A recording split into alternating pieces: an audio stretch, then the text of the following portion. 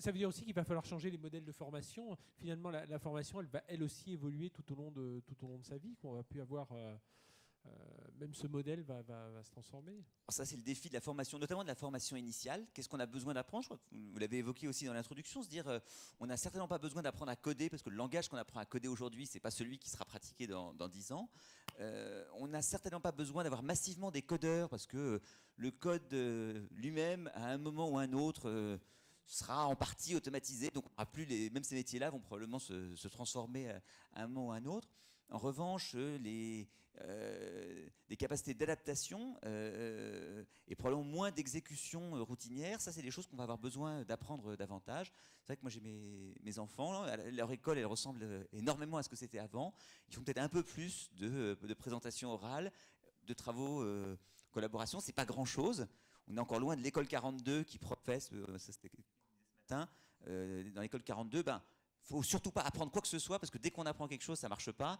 Donc les gens se débrouillent, on leur donne des projets et ils se forment eux-mêmes. Faut surtout pas leur apprendre quelque chose. C'est un peu extrême. Peut-être pas obligé d'aller jusque-là, mais il y aura ces biais de la formation initiale, mais ça c'est pour les 40 prochaines années qui viennent. Le défi, c'est effectivement des gens qui sont dans l'emploi, qui ont des activités qui ont un caractère routinier, et où ce caractère routinier va être transformé plus ou moins vite, mais il y aura un besoin de faire autre chose à un horizon plus long. Donc ça veut dire beaucoup de choses qui vont changer sur les comptes d'activité personnelle. Enfin, il y a tout ce genre de choses. Jérémy Lamry, ça veut dire quel changement dans les déjà acculturation des managers, on en parle, ça fait partie des questions à ligne. Puis je remets une deuxième question derrière pour aller un peu plus vite dans le temps qui nous est imparti. C'est qu'est-ce que ça va changer aussi pour les DRH? Alors, sur la première partie, je ne l'ai pas eu. Oui, sur la première partie, c'est le quid de l'acculturation parce que des managers, tous ces métiers dont on parle, alors évidemment, les organisations sont sont plus transversales, moins pyramidales qu'aujourd'hui, mais il faudra toujours quelqu'un pour valider les objectifs. Oui, avant l'acculturation des managers, je parlerai déjà d'acculturation des dirigeants. On parle de systèmes qui sont moins pyramidaux. C'est effectivement aujourd'hui dans la transformation, ce qu'on entend en permanence, c'est que l'un des plus grands freins à la transformation, c'est la résistance du middle management. Je pense aussi que dans les entreprises où c'est bien accompagné, ça se fait avec beaucoup moins de heurts. Je rejoins totalement Lionel sur le sujet, d'une part de la formation initiale, d'autre part de la formation continue, le développement tout au long de la vie. Et aujourd'hui, effectivement, on est dans un système qui n'apprend pas à apprendre. On n'apprend pas aux gens à apprendre, on leur apprend à savoir et à savoir faire. Et pour tous ceux qui ont des enfants à l'école, que ce soit l'école publique ou l'école privée classique, on voit bien qu'on arrive au bout d'un système. Et à côté de ça, on a des modèles qui se développent comme les modèles Montessori, comme les écoles démocratiques un peu plus extrêmes, comme aux États-Unis les modèles K12, le système finlandais, le système singapourien. Donc des modèles éducatifs qui sont basés sur un principe assez simple, c'est on va développer 3 grands types de compétences chez les individus, chez les enfants.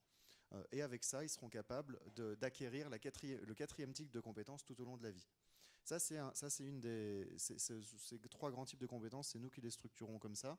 Enfin, dans le laboratoire où je fais actuellement mon doctorat, c'est une des propositions qu'on fait. C'est en fait, on imagine qu'il y a 4 grands types de compétences.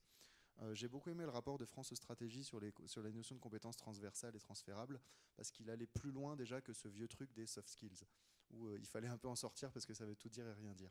Et j'aime beaucoup la distinction qui est faite entre transférable et transversal. Il est indispensable d'arriver à développer ces capacités cognitives. La modification des espaces de travail est un reflet flagrant du besoin du monde du travail pour des environnements qui sont plus créatifs et plus propices à la communication et à la coopération.